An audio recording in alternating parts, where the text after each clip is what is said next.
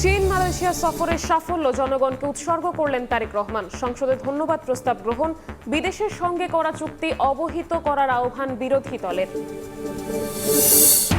চীন বাংলাদেশ সম্পর্ক সর্বোচ্চ ধাপে, তিস্তা প্রকল্পের সম্ভাব্যতা যাচাইয়ে একমত। মিয়ানমার দিয়ে করিডোরের প্রস্তাব, রোহিঙ্গা প্রত্যাবাসনে কাজ করবে মালয়েশিয়া। ইতালির রোমে স্ত্রী কন্যা সহ প্রবাসী বাংলাদেশিকে ছুরিকাঘাতে হত্যা, গুরুতর আহত ছেলে, জিজ্ঞাসাবাদের জন্য আটক 2।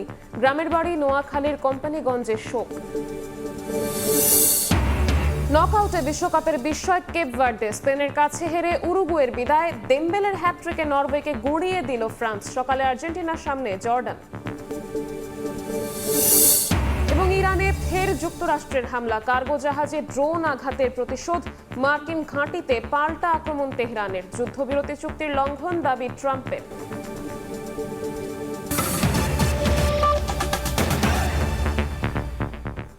সময় সংবাদের সঙ্গে আছি আমি শবনব নিবিড়। প্রধানমন্ত্রী মালয়েশিয়া এবং চীন সফর নিয়ে পররাষ্ট্র মন্ত্রণালয়ের ব্রিফিং চলছে, সরাসরি যাচ্ছে সেখানে। ডালিয়ানে একটা বেশ কিছু সাইড মিটিং আবারও ওয়েফের পাশাপাশি হয়েছে আমাদের প্রধানমন্ত্রীর সাথে। বড় বড় দুটো চাইনিজ স্টেট ওন এন্টিটির সাথে ওনার সাইড মিটিং হয়েছে। সেই সাইড মিটিংগুলোতে ওনারা বেশ কিছু নতুন বিনিয়োগের আইডিয়া বাংলাদেশে নিয়ে এসেছেন। যে ফর এক্সাম্পল ওনারা একটা গ্রিন সিটি করার কথা বলেছেন সম্পূর্ণ নিজেদের বিনিয়োগে। এরকম বেশ কয়েকটা বড় বড় আইডিয়া ওনারা আমাদেরকে শেয়ার করেছেন এবং আমাদের মাননীয় প্রধানমন্ত্রী নির্দেশ দিয়েছেন যে খুব দ্রুততার সাথে কিভাবে আমরা ওনাদেরকে পলিসিগত সাহায্য এবং বাংলাদেশে ল্যান্ড করার জন্য যে যা যা ধরনের সাহায্য করা দরকার সেগুলো আমরা করতে পারি। তো উনি বিরাকে প্রাইমারি দায়িত্ব দিয়েছেন যে ওনাদের সাথে যোগাযোগ করে ওনাদেরকে সাপোর্ট করার ব্যাপারে। এবং একই সাথে এনারা আমাদের মাননীয় মন্ত্রী বলেছেন যে আমরা চাইনিজ যে ইকোনমিক জোন আনোয়ারাতে সেটার ব্যাপারে এবার চুক্তি স্বাক্ষর করেছি। আমাদের এখানে অ্যাপ্রুভাল ঠিক আগের সপ্তাহে হয়েছে, এই সপ্তাহে আমরা চুক্তিটা স্বাক্ষর করেছি। একই সাথে মংলাতেও আমরা মংলায় যে মডার্নাইজেশন প্রজেক্ট, এখানে জেটি একটা চাইনিজ কোম্পানি করছে, এখন আমরা জেটির ঠিক পাশে প্রায় 150 একর জমিতে একটা চাইনিজ ইন্ডাস্ট্রিয়াল পার্ক করার জন্য আমাদের সাথে একটা আর্লি স্টেজ এমওইউ সাইন করেছি। তো এই সব ক্ষেত্রেই একটা ছোট্ট ঘটনা বলে শেয়ার করি যে আপনাদের জাস্ট সেন্স পাওয়ার জন্য। সেটা হচ্ছে যে এরকম একজন কোম্পানিকে আমাদেরকে জিজ্ঞেস করা হয়েছিল যে আপনাদের এই প্রজেক্ট করতে কতদিন সময় লাগবে। তো আনোয়ারাতে ওনাদের পুরো প্রজেক্টের টাইম ফ্রেম হচ্ছে 7 বছর। তো প্রধানমন্ত্রী আমাদেরকে চ্যালেঞ্জ দিয়েছেন যে প্রথম 18 মাসের মধ্যে ওনারা কিভাবে প্রথম ফ্যাক্টরিতে ওখানে সেট আপ করতে পারেন। তো সেই চ্যালেঞ্জ ওনারা নিয়েছেন। ওনারা বলছেন যে আগামী মাসে ওনারা জোন ডেভেলপমেন্টের জন্য গ্রাউন্ড ব্রেকিং করবেন এবং 18 মাসের মধ্যে ওনারা প্রমিস করছেন যে চাইনিজ ইনভেস্টর যারা অলরেডি ওয়েট করছিল। ইনফ্যাক্ট আপনারা হয়তো অনেকে জানেন যে আনোয়ারের জোনটা নিয়ে কথা শুরু হয়েছে 10 বছর আগে। সেই 10 বছরে কোনো প্রোগ্রেস হয়নি, লাস্ট কয়েক মাসে কিন্তু একটা সিগনিফিকেন্ট প্রোগ্রেস হয়েছে। তো তাদের মধ্য থেকে ওনারা আসলে আশা করছেন যে আগামী 18 মাসের মধ্যেই একটা কিছু প্রজেক্টে আমরা কনস্ট্রাকশন এবং প্রোডাকশনের দিকে একটা মুভমেন্ট দেখতে পাবো আনোয়ারাতে। তো উনি দুই পক্ষকে ইনফ্যাক্ট আমি বলবো যে আমাদের কাউন্টার পার্টি যারা চায়নাতে আমাদের এই ডেভেলপাররা আছেন তাদেরকেও পুশ করেছেন এবং আমাদেরকেও পুশ করেছেন যে কিভাবে দ্রুততার সাথে আসলে কর্মসংস্থানের ব্যবস্থা করা যায়। ওয়ার্ল্ড ইকোনমিক ফোরামের প্রেসিডেন্টের সাথে আমাদের একটা মিটিং ছিল। সেই মিটিং এ বেশ কিছু ইস্যু অলরেডি আমাদের পড়াশোনা তুলেছে। আমি জাস্ট একটা পয়েন্ট সাপ্লিমেন্ট করবো, সেটা হচ্ছে যে বাংলাদেশের ব্র্যান্ডিং নিয়ে আমরা সবসময় অনেক আলাপ করি যে বাংলাদেশের আসলে দেশের বাইরে যে পারসেপশনে একটু ইস্যু আছে। তো এটাকে কিভাবে এটাকে সমাধান করা যায় তার একটা বড় প্ল্যাটফর্ম হতে পারে ওয়ার্ল্ড ইকোনমিক ফোরাম। তো আমাদের এই মিটিং এর পরে মাননীয় ওই প্রেসিডেন্ট যে অ্যালোয়েসের সাথে মিটিং এর পরে মাননীয় প্রধানমন্ত্রী কিছু আইডিয়া দিয়েছিলেন।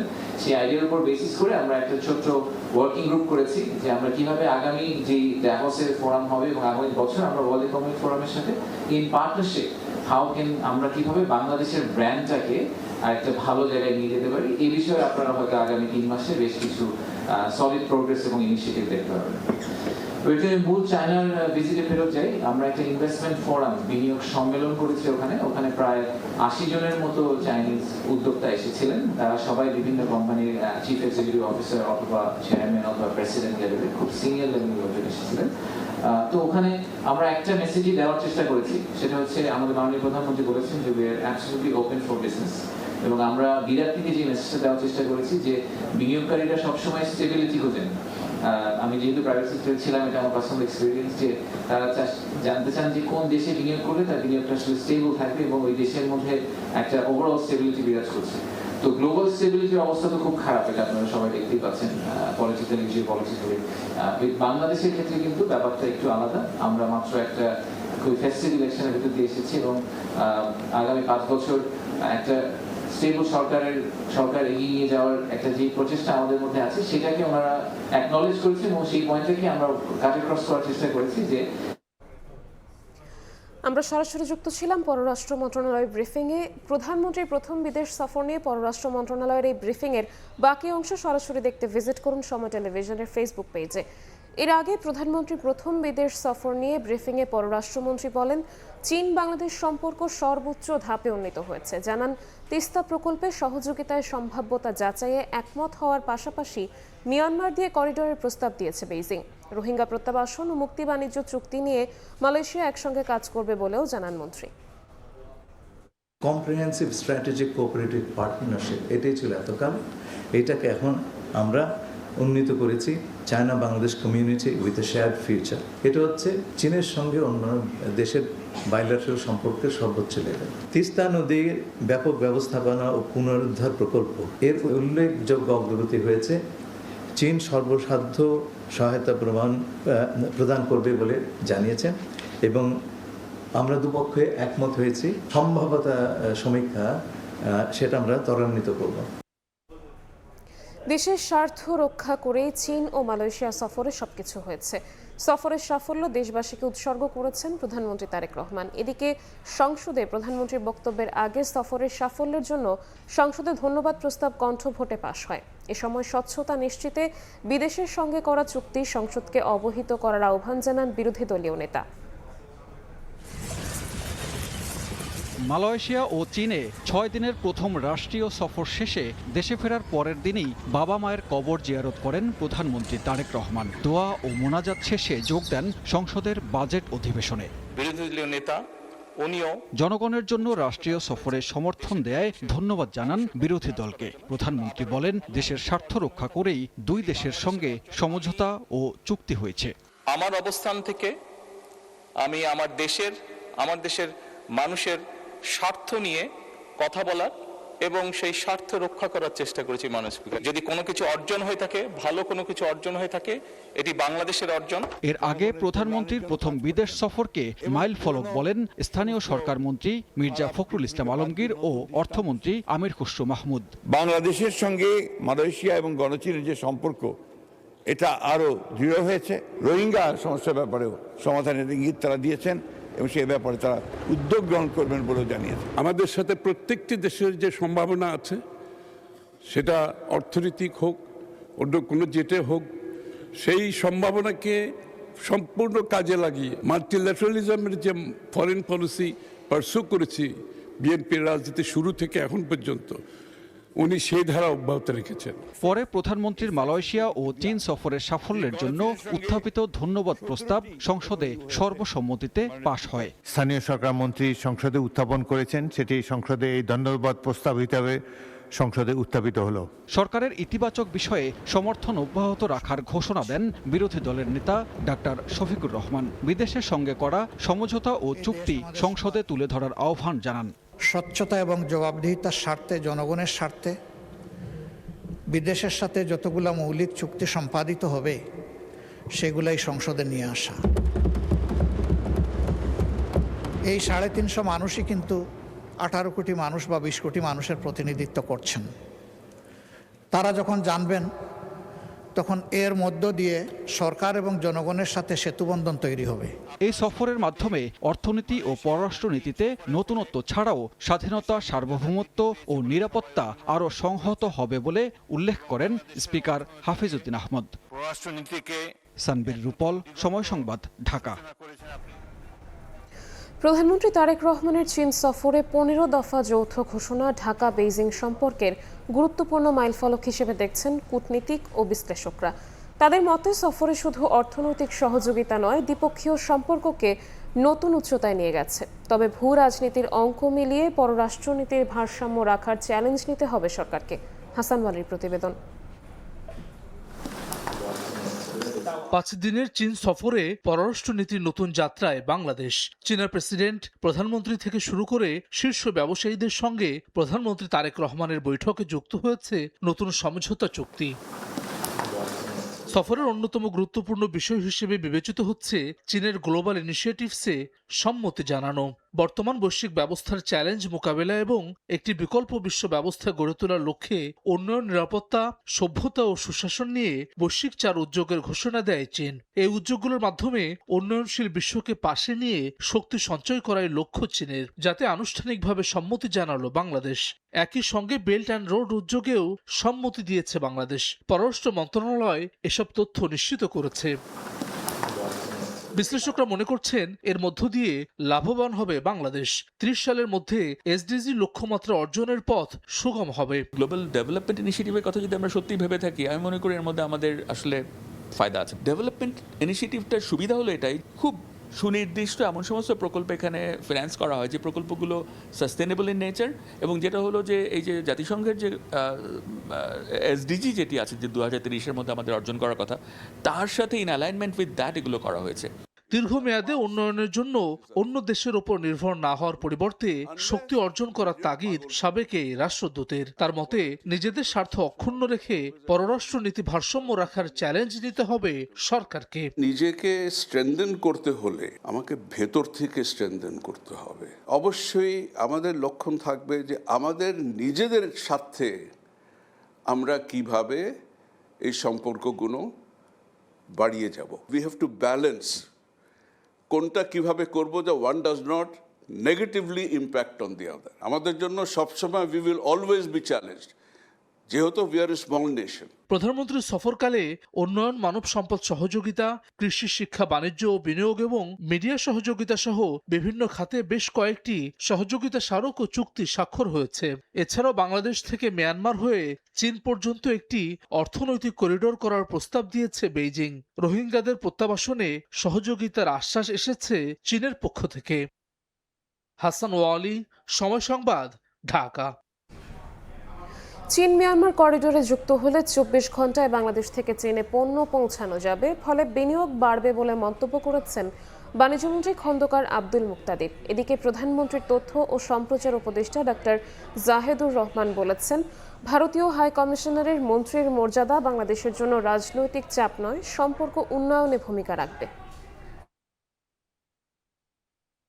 বিএনপি সরকার গঠনের পর প্রধানমন্ত্রী তারেক রহমানের মালয়েশিয়া ও চীনে প্রথম রাষ্ট্রীয় সফর মনোযোগ আকর্ষণ করেছে সব মহলেই। বিগত সরকারের ফেলে যাওয়া ভঙ্গুর অর্থনীতি পুনর্গঠনে দেশ দুটিতে প্রধানমন্ত্রীর সফর মূলত শ্রমবাজার ও বাণিজ্য সম্প্রসারণে বড় ভূমিকা রাখার সম্ভাবনা তৈরি করেছে।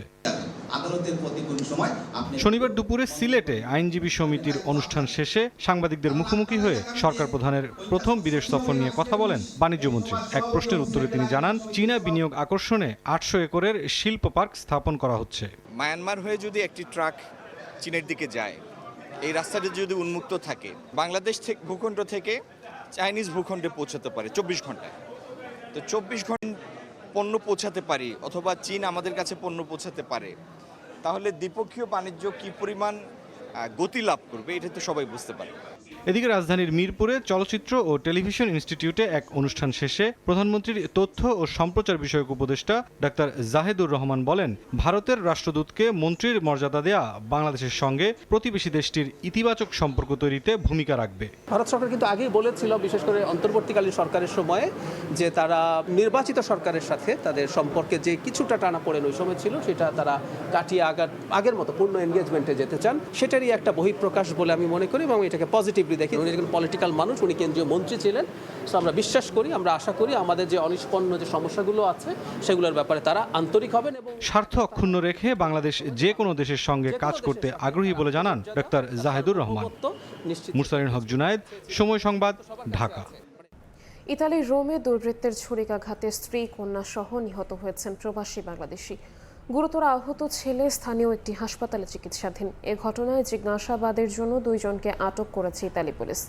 নিহতদের গ্রামের বাড়ি নোয়াখালীর কোম্পানিগঞ্জে চলছে শোকের মাতম। একই পরিবারে 3 জনকে হারানোর খবরে দিশেহারা স্বজনরা, শোকে স্তব্ধ পুরো এলাকা। শনিবার সকাল থেকে নোয়াখালীর কোম্পানিগঞ্জের 5 নম্বর ওয়ার্ডের বাড়িতে চলছে মাতম। লাশ দেশে ফিরিয়ে আনতে সরকারের সাহায্য চেয়েছেন স্বজনরা। রোম সরকারের কাছে আকুল আবেদন জানাবো, যাতে করে সন্ত্রাসীদেরকে চিহ্নিত করে দৃষ্টান্তমূলক কঠিন শাস্তির আওতায় আনে। সরকারিভাবে যেমন দ্রুতভাবে এদেশে আমাদের লাশগুলো আমাদের মাঝে আনে। 12 বছর আগে পারিবারিক সচ্ছলতা ফেরাতে ইতালি পাড়ি জমান কামাল উদ্দিন বাবুল। এর 5 বছর পর স্ত্রী মমতাজ বেগম আরজু, মেয়ে আরিশা ও ছেলে অয়নকে নিয়ে যান ইতালি। কামালের পরিবার এবং ইতালির প্রতিবেশীর দাবি, স্ত্রী মমতাজের পরকীয়ার প্রেমের জন্যই বলি হতে হলো পুরো পরিবারটিকে। বাবুল ভাইয়ের ওয়াইফের সাথে কোনো একটা ছেলে, সেখানকার অবস্থাগত একটা ছেলের সাথে একটা বিষয় ছিল। বাবির সম্বন্ধে বাবুল মেয়ের ওয়াইফের ওর মনে শাহাদাতের সাথে সম্পর্ক ছিল, কথা কাটাকাটির মধ্যে এক পর্যায়ে শাহাদাতে ক্যাম্প করে ফেলছে আর কি। শুক্রবার রাতে রোমের অরেলিও এলাকায় দুর্বৃত্তদের ছুরিকাঘাতে নৃশংসভাবে খুন হন প্রবাসী কামাল উদ্দিন বাবুল এবং তার স্ত্রী কন্যা। এই ঘটনায় গুরুতর আহত হয় ছেলে। আহত অবস্থায় সেখানকার একটি হাসপাতালে চিকিৎসাধীন অয়ন। এই ঘটনায় 2 জনকে আটক করেছে ইতালি পুলিশ। সময় সংবাদ, নোয়াখালী। কিশোরগঞ্জের ঐতিহাসিক পাগলা মসজিদের দান বাক্স থেকে পাওয়া গেছে রেকর্ড 43 বস্তা টাকা। চলছে গণনার কাজ। 13টি সিন্ধুকে পাওয়া গেছে বিদেশি মুদ্রা ও স্বর্ণালংকারও। দানের টাকায় বহুতল মসজিদ কমপ্লেক্স নির্মাণ করা হবে বলে জানান জেলা প্রশাসক। বড় বড় লোহার সিন্দুক থেকে বের করে আনা হচ্ছে কারি কারি টাকা। বস্তায় ভরে এসব টাকা নেওয়া হচ্ছে কিশোরগঞ্জের ঐতিহাসিক পাগলা মসজিদের 2য় তলায়। শনিবার সকাল 7টার দিকে জেলা প্রশাসক সোহানা নাসরিন সহ প্রশাসনের কর্মকর্তাদের উপস্থিতিতে মসজিদের নিচতলায় বিভিন্ন স্থানে থাকা দানের সিন্দুকগুলো একে একে খোলা হয়। এরপর বস্তায় ভরে সেই টাকা নেয়ার পর শুরু হয় গণনা। দানবাক্সে পাওয়া 43 বস্তা টাকা গণনার কাজে অংশ নেন পাগলা মসজিদ নুরানি মাদ্রাসার 100 জন শিক্ষার্থী, শহরের আল জামিয়াতুল ইমদাদিয়ার 200 শিক্ষার্থী এবং রূপালী ব্যাংকের 60 জন কর্মকর্তা কর্মচারী সহ 5 শতাধিক মানুষ। বান্ডেল করার পর মেশিনে টাকা গণনা করা হয়। টাকা গণনাকে কেন্দ্র করে আইন শৃঙ্খলা বাহিনীর সহায়তায় নেওয়া হয় কঠোর নিরাপত্তা ব্যবস্থা। আমরা সবাই মিলেই এখানে যতটুকু দরকার কাজ করে যাচ্ছি। এছাড়া আমাদের ব্যাকআপ প্ল্যানিংও আছে, যদি প্রয়োজন হয়। আশা করছি হবে না। জনশ্রুতি আছে পাগলা মসজিদে মানত করলে মনের আশা পূর্ণ হয়, এমন বিশ্বাস থেকে ধর্ম বর্ণ নির্বিশেষে দেশ বিদেশের অসংখ্য মানুষ মসজিদে দান করে থাকেন। পাগলা মসজিদে আমার নাতি মহকিদ দিবা, এই জন্য আমার নিয়ত করে আইছি। নৌকা হারাই গেছেন, পরে মানসা মানছেন আমার আম্মা, পরে মানসা নিয়ে আসছে। অনেক ধরনের মানত করলে মানত পূরণ হয়। খালাম্মা মানত করেছেন, এই জন্য এসেছি। আজ ছোট ভাইটাকে নিয়ে এসেছি। এখানে আসলে, এই মসজিদে আসলে মানুষ মানামাদি করলে পরে আল্লাহ কবুল করে। পাগলা মসজিদ ও মাদ্রাসার আনুষঙ্গিক খরচ বাদে দানের বাকি টাকা জমা রাখা হয় মসজিদের নামে থাকা রূপালী ব্যাংকের একটি অ্যাকাউন্টে। সেখানে জমা আছে প্রায় 114 কোটি টাকা। দানের টাকা দিয়ে প্রায় 115 কোটি টাকা ব্যয়ে বহুতল পাগলা মসজিদ কমপ্লেক্স নির্মাণের উদ্যোগ নেওয়া হয়েছে বলে জানান মসজিদ পরিচালনা কমিটির সভাপতি, কিশোরগঞ্জের জেলা প্রশাসক। বর্তমানে পাগলা মসজিদের তহবিলে সর্বমোট 114,13,07,352 টাকা জমা আছে। অনলাইনে এখন পর্যন্ত 24,76,882 টাকা অনুদান পাওয়া গেছে। পাগলা মসজিদের আধুনিক কমপ্লেক্স নির্মাণের জন্য প্রয়োজনীয় কার্যক্রম ইতোমধ্যে গ্রহণ করা হয়েছে। এর আগে গত বছরের 27 ডিসেম্বর খোলা হয় পাগলা মসজিদের দানবাক্স। তখন পাওয়া গিয়েছিল পৌনে 12 কোটি টাকা। আগে প্রতি 3 মাস পর পর দানবাক্স খোলা হলেও এবার খোলা হয়েছে 6 মাস পর। সময় সংবাদ, কিশোরগঞ্জ। হরমুজ প্রণালী ঘিরে আবার উত্তপ্ত মধ্যপ্রাচ্য। ওমান উপকূলে পণ্যবাহী জাহাজে হামলার জবাবে ইরানের অস্ত্র সংরক্ষণাগারে আঘাতের দাবি করেছে যুক্তরাষ্ট্র। পাল্টা মধ্যপ্রাচ্যে থাকা মার্কিন বিভিন্ন সামরিক স্থাপনাগুলোকে লক্ষ্যবস্তু বানিয়েছে তেহরান। হরমুজ প্রণালীতে পণ্যবাহী জাহাজে হামলার অভিযোগ তুলে ইরানের ক্ষেপণাস্ত্র, ড্রোন সংরক্ষণাগার ও উপকূলীয় রাডার স্থাপনায় আক্রমণ চালিয়েছে যুক্তরাষ্ট্র। হামলার পর ইরানের কেশম দ্বীপ ও সিরিক এলাকায় বিস্ফোরণের খবরও পাওয়া যায়। পাল্টা আইআরজিসি জানায়, উপসাগরীয় অঞ্চলে মার্কিন সামরিক স্থাপনাগুলো লক্ষ্যবস্তু করা হয়েছে। আবার হামলা হলে কঠোর জবাবের হুঁশিয়ারি দিয়েছে বাহিনীটি। মার্কিন প্রেসিডেন্ট জাহাজে হামলাকে সমঝোতা স্মারকের লঙ্ঘন বলে মন্তব্য করেছেন। ভাইস প্রেসিডেন্ট জেডি ভ্যান্স বলেন, সমঝোতা বাস্তবায়ন নিয়ে আপত্তি থাকলে আলোচনার পথ খোলা আছে, তবে হামলার জবাব সহিংসতার মাধ্যমেই দেয়া হবে বলেও সতর্ক করেন তিনি। অন্যদিকে আইআরজিসির অভিযোগ, যুক্তরাষ্ট্রই নিজেদের প্রতিশ্রুতি ভঙ্গ করেছে। এমন উত্তেজনার মধ্যেই ওয়াশিংটনে যুক্তরাষ্ট্রের মধ্যস্থতায় প্রাথমিক চুক্তিতে সই করেছে ইসরায়েল ও লেবানন। মার্কিন পররাষ্ট্রমন্ত্রী মার্কো রুবিওর উপস্থিতিতে দুই দেশের রাষ্ট্রদূত নথিতে স্বাক্ষর করেন। 14 দফার এই চুক্তিতে বলা হয়েছে, লেবাননের সেনাবাহিনী ধীরে ধীরে নিরাপত্তার পূর্ণ দায়িত্ব নেবে, সশস্ত্র গোষ্ঠীগুলো নিরস্ত্র করা হবে। এরপর ধাপে ধাপে লেবাননের ভূখণ্ড থেকে ইসরায়েলি বাহিনী সরিয়ে নেবে তেল আবিব। একই সঙ্গে লেবানন পুনর্গঠনে মানবিক ও আর্থিক সহায়তার প্রতিশ্রুতিও দিয়েছে যুক্তরাষ্ট্র। তবে চুক্তি ঘিরে মতভেদও স্পষ্ট।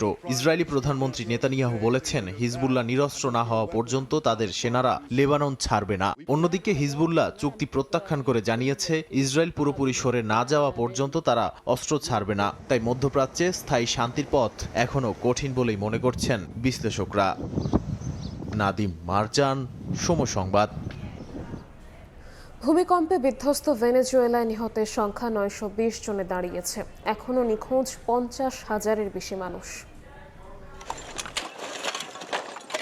ভূমিকম্পে ধসে পড়া ভবনের নিচে চাপা পড়ে আছেন মা আর ছোট্ট ভাই। তাদের খুঁজে পেতে ঘন্টার পর ঘন্টা কোদাল হাতে ধ্বংসাবশেষ সরিয়ে চলছেন সিমন মেদিনা। এমন হাজারো স্বজনের অপেক্ষা আর উৎকণ্ঠার মধ্যেই ভেনেজুয়েলায় হুহু করে বাড়ছে নিহতের সংখ্যা। আহত হয়েছেন কয়েক হাজার, নিখোঁজের সংখ্যা ছাড়িয়েছে 50,000। আমি আমার মা আর ছোট ভাইকে খুঁজছি, অন্তত তাদের কোনো চিহ্ন যদি পাওয়া যায়, এমনকি তাদের কোনো জিনিসপত্র বা কাগজপত্র পেলেও সেটাই আমাদের জন্য অনেক হবে। ভূমিকম্পে সবচেয়ে ক্ষতিগ্রস্ত হয়েছে লা গুয়াইরা অঞ্চল। এখানে এ পর্যন্ত 200-এরও বেশি মানুষকে জীবিত উদ্ধার করা হয়েছে। অন্তর্বর্তীকালীন প্রেসিডেন্ট ডেলসি রদ্রিগেজ জানান, ভূমিকম্পের পর 200-এরও বেশি আফটার শক অনুভূত হয়েছে, যা উদ্ধার কাজকে আরও ঝুঁকিপূর্ণ ও জটিল করে তুলছে। আমরা এল সালভাদরের উদ্ধারকারী দলকে 7 ভাগে ভাগ করেছি। সবগুলো দল একসঙ্গে কাজ করছে।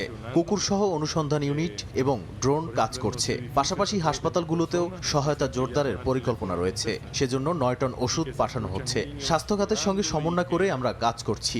আমাদের সঙ্গে চিকিৎসক, নার্স এবং প্যারামেডিকরাও রয়েছেন। উদ্ধার তৎপরতায় এরই মধ্যে যোগ দিয়েছে বিভিন্ন দেশ। দেওয়া হচ্ছে বিপুল পরিমাণ সহায়তা। উদ্ধারকারী দল, প্রশিক্ষিত অনুসন্ধানী কুকুর, ড্রোন ও জরুরি সরঞ্জাম পাঠিয়েছে যুক্তরাজ্য, যুক্তরাষ্ট্র, নেদারল্যান্ডস, মেক্সিকো ও সুইজারল্যান্ড। যুদ্ধ জাহাজ পরিবহন, বিমান মোতায়েনের পাশাপাশি 15 কোটি মার্কিন ডলারের সহায়তা ঘোষণা করেছে ওয়াশিংটন। এদিকে ভূমিকম্পে ধ্বংসস্তূপে পরিণত হওয়া এলাকাগুলোয় লুটপাটের খবর পাওয়া গেছে। লা গুয়াইরার কাচিয়া লামার এলাকায় ক্ষতিগ্রস্ত দোকান, গুদাম, সুপারমার্কেটে ঢুকে খাবার, পানি ও পোশাক নিয়ে যেতে দেখা গেছে বহু মানুষকে। ইশিতা আক্তার, সময় সংবাদ। ফিফা বিশ্বকাপের খবর। প্রথমবার বিশ্বকাপে অংশগ্রহণ করেই ইতিহাস গড়ল কেপ ভার্দে। এদিকে স্পেনের কাছে হেরে বিশ্বকাপ থেকে বিদায় নিল উরুগুয়ে। মাত্র 5 লাখের কিছু বেশি জনসংখ্যার একটি দেশ, বিশ্বকাপের ইতিহাসে সবচেয়ে কম জনসংখ্যার দেশ হিসেবে নকআউট পর্বে ওঠার ইতিহাস গড়ল পশ্চিম আফ্রিকার দেশ কেপ ভার্দে। ম্যাচের শেষ বাঁশি বাজতেই কেউ খুশিতে চোখ ভেজায়, আবার অনেকে উল্লাসে মাতেন। টাকার অভাব, ভিসা জটিলতায় মাকে বিশ্বকাপে নিজের প্রথম ম্যাচে স্টেডিয়ামে আনতে না পারা কেপ ভার্দের গোলরক্ষক ভোজিনহা এবারও ম্যাচ জয়ের অন্যতম নায়ক। গ্রুপ পর্বে দুর্দান্ত লড়াই করে ফুটবল বিশ্বকে তাক লাগিয়ে দিয়েছে কেপ ভার্দে। প্রথম ম্যাচেই সাবেক বিশ্ব চ্যাম্পিয়ন স্পেনের বিপক্ষে 0-0 গোলে ড্র করার পর দ্বিতীয় ম্যাচে 2 বার পিছিয়ে পড়েও উরুগুয়ের সঙ্গে 2-2 গোলের সমতা আনে তারা। আজ ইতিহাস গড়তে প্রয়োজন ছিল আরও একটা ড্র। সৌদির বিপক্ষে ম্যাচে প্রথমার্ধের যোগ করার সময়ে মোহাম্মদ কানোর হেড দারুণভাবে রুখে দেন ভোজিনহা। কেপ ভার্দেও একাধিক সুযোগ তৈরি করেছিল। 50তম মিনিটে কেভিন পিনার দূরপাল্লার শট অল্পের জন্য ক্রসবারের ওপর দিয়ে চলে যায়। নকআউটে প্রতিপক্ষ হিসেবে আর্জেন্টিনাকে পেয়েছে কেপ ভার্দে। এদিকে বিশ্বকাপে টিকে থাকতে জয়ের বিকল্প ছিল না উরুগুয়ের, কিন্তু বাঁচা মরার সেই ম্যাচে স্পেনের সামনে দাঁড়াতেই পারল না দলটি। 1-0 গোলে হেরে গ্রুপ পর্ব থেকে বিদায় নিতে হয় দুবারের বিশ্ব চ্যাম্পিয়নদের। অন্যদিকে এই জয়ে গ্রুপ এইচ চ্যাম্পিয়ন হয়ে দাপটের সাথে শেষ 32-এ পা রাখল স্পেন। 42তম মিনিটে নিজেদের বক্সের ভেতর বল নিয়ন্ত্রণে বড় ভুল করেন অভিজ্ঞ গোলরক্ষক ফার্নান্দো মুসলেরা। সেই সুযোগ লুফে নেন midfielder Alex Baena. Group champion হওয়া স্পেনের প্রতিপক্ষ হতে পারে অস্ট্রিয়া বা আলজেরিয়ার মধ্যে যে কোনো এক দল। এদিকে ইরাককে 5-0 গোলে উড়িয়ে বিশ্বকাপে শেষ 32 নিশ্চিতে দ্বারপ্রান্তে সেনেগাল। প্রথম আফ্রিকান দেশ হিসেবে বিশ্বকাপে 5 গোলের রেকর্ড গড়ল সেনেগাল। প্রথমার্ধে 1-0 গোলে এগিয়ে থাকা সেনেগালকে বিরতির পর কিছুটা ধুঁকতে হলেও 56 মিনিটের পর মাত্র 26 মিনিটের এক বিধ্বংসী ঝড়ে আরও 4টি গোল করে ইরাককে ম্যাচ থেকে পুরোপুরি ছিটকে দেয় সাদিও মানের দল। নাজমুল হাসান পুলক, সময় সংবাদ। গ্রুপ পর্বের শেষ ম্যাচে জর্ডানের মুখোমুখি হচ্ছে আর্জেন্টিনা। নকআউট পর্ব নিশ্চিত হওয়ায় ম্যাচটি কেবলই আনুষ্ঠানিকতার, তাই স্কোয়াডে আসছে অন্তত 7টি পরিবর্তন। ডালাস থেকে আরও জানাচ্ছেন এসএম ইকবাল। একেবারে নির্ভর টিম আর্জেন্টিনা জর্ডান ম্যাচের আগে এক ম্যাচ হাতে রেখে নিশ্চিত হয়েছে নকআউট পর্ব, তাই স্ক্যালোনি ম্যাচটাকে নিয়েছেন সাইড বেঞ্চ পরীক্ষার মঞ্চ হিসেবে। অন্তত 7 ফুটবলারের এই ম্যাচটি হতে পারে বিশ্বকাপ অভিষেক। সেন্টার ব্যাকে ওতামেন্ডিকে সঙ্গে নিয়ে মাঠে নামছেন সেনেসি। লেফট ও রাইট ব্যাক দুই পজিশনে আসছে পরিবর্তন। মিডফিল্ড ও অ্যাটাকিং এও দেখা যাবে নতুন মুখ, এমনকি শুরুর একাদশে থাকছেন না লিওনেল মেসিও। লিওনেল মেসিকে নিয়ে সবার আগ্রহ, সে খেলছে কিনা। আপনারা এমন প্রশ্ন করবেন, স্বাভাবিক। জর্ডানের বিপক্ষে সে হয়তো খেলবে, কিন্তু শুরুর একাদশে থাকছে না এটা নিশ্চিত। এই ম্যাচে আমরা অনেককেই সুযোগ দেব, আমার বিশ্বাস তারা ভালো করবে। বিশ্বকাপের প্রথম 2 ম্যাচ হেরে মিশন শেষ করেছে জর্ডান। আর্জেন্টিনা ম্যাচটা তাদের কাছে কেবলই আনুষ্ঠানিকতার, তাই কোনো চাপ না নিয়ে বর্তমান বিশ্ব চ্যাম্পিয়নদের রুখে দিতে মরিয়া বিশ্বকাপের নবাগত দেশটি। এটা ঠিক, আমাদের বিশ্বকাপ শেষ, তবে মিশন এখনো শেষ হয়নি। আমরা যদি আর্জেন্টিনাকে হারিয়ে দিতে পারি বিষয়টা দারুণ হবে, তবে কাজটা সহজ হবে না। আমাদের চেষ্টার কমতি থাকবে না।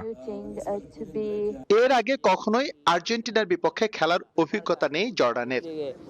এই ইতিহাসের সর্বপ্রথম ফুটবলার হিসেবে বিশ্বকাপে 18 গোলের মাইল ফলক স্পর্শ করেছেন লিওনেল মেসি, এবং এইখানেই গ্রুপ পর্বের শেষ ম্যাচটা খেলবে আর্জেন্টিনা।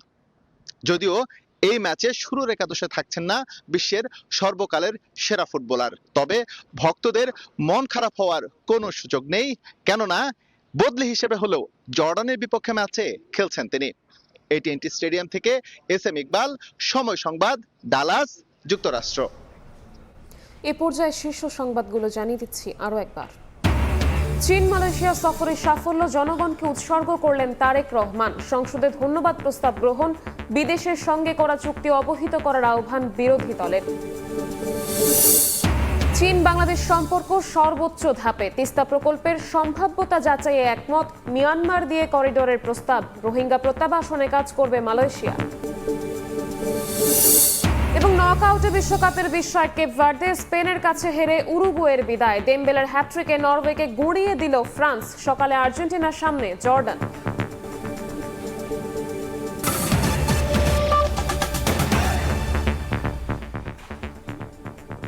এই ছিল 5টার সময় সংবাদে। দর্শক, বিশ্বকাপ ফুটবলের মহাযজ্ঞ সরাসরি সম্প্রচার করছে সময় টেলিভিশন। দেখতে চোখ রাখুন সময়ের পর্দায়।